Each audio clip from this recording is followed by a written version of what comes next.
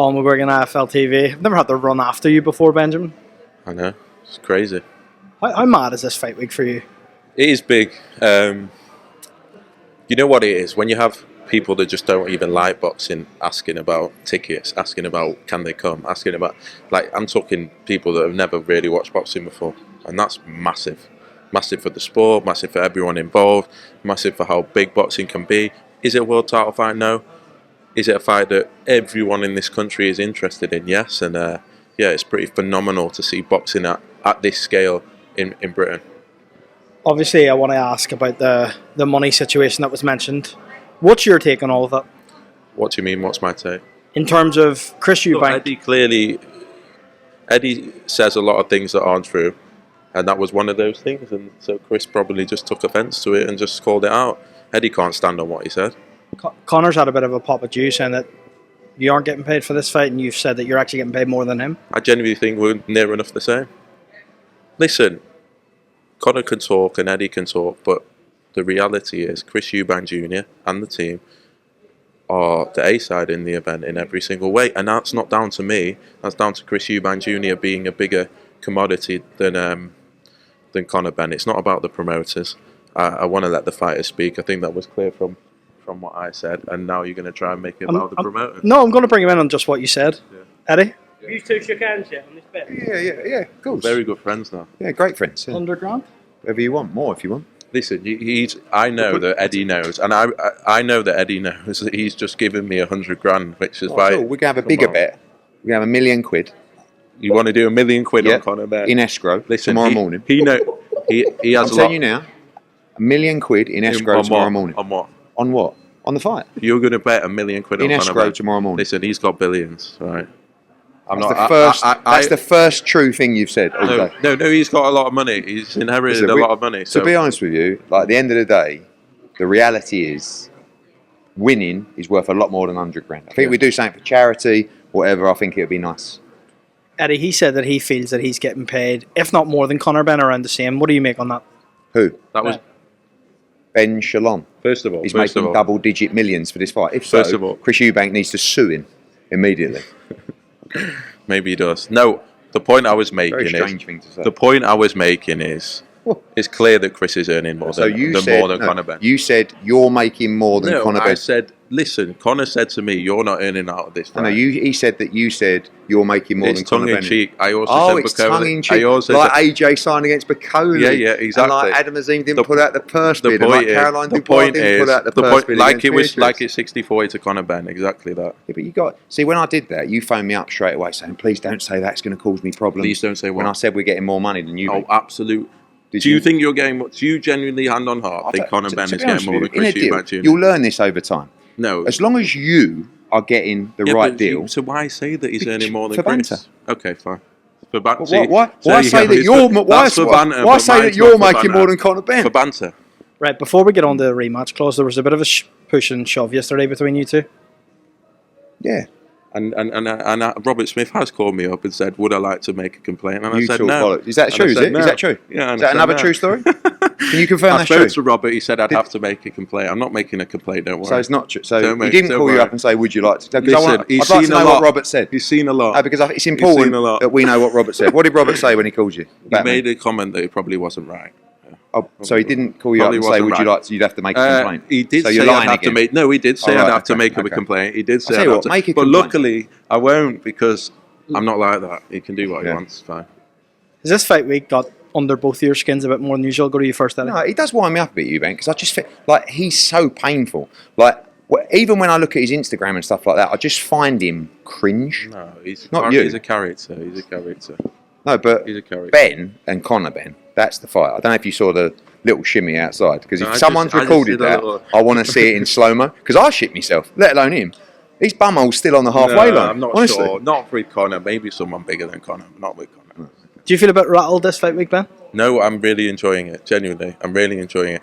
I'm just, obviously, to be in a fight this size, I have to say, this is massive. Like this feels. Listen, stop the patronising stuff. Yeah, stop the patronising stuff. Stop telling. The fact is, it's the biggest fight of British boxing in this year. How can he? And thanks to Chris Eubank Jr., it's the biggest fight. And you. Our side, yeah. No, and we've given you a massive payday Huge. and a rematch Huge. as well. Well, listen, the thing is the fact that you're making more money than Conor Benn for this fight. Listen, how can you I not be think it's pumped? close. I think it's Very close. Rematch clause. Talk to me. How did that come about? We sat down in Saudi Arabia and Dr. Rakan said they want a rematch clause. They're asking for a 2-fight deal. And I went, wow, okay. Didn't know that was on the agenda, but why not? That's I made basically what Eddie happened. a huge amount more They money. made me a And lot of he money. did say I'll be honest with you, I wouldn't just say that. You saved me. No. You did. No, you did. saved Conor Benn. I didn't No, you save saved me. No, I didn't No. save you. You don't need to do this. Is Chris Eubank Sr. going to be involved at all, Ben? I think he will closer to the time, but this isn't about the fathers. This is about Conor Benn against Chris Eubank Jr.